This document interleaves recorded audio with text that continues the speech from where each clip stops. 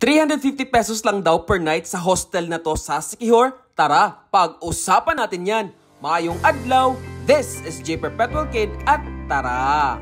Let's explore Siquijor. Rodas Inn is located along the National Highway in Barangay Tambisan, San Juan, Siquijor. Meron silang tatlong air-conditioned rooms.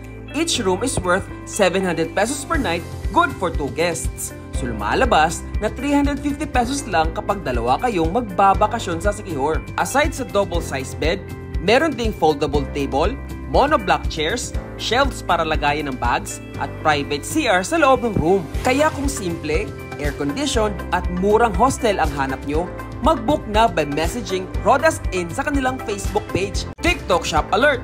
Huwag kalimutang mag-apply ng Bello Sun Expert Whitening Sunscreen or Tinted Sunscreen so your skin is protected from the harmful UV rays while nasa isla. Naka-buy one take one promo pa din, kaya mag-check out na sa Yellow Basket. Again, this is J. Perpetual Kid and we explored an affordable hostel in Siquijor, Rodas Inn. Hanggang sa susunod na biyahe, ayo-ayo!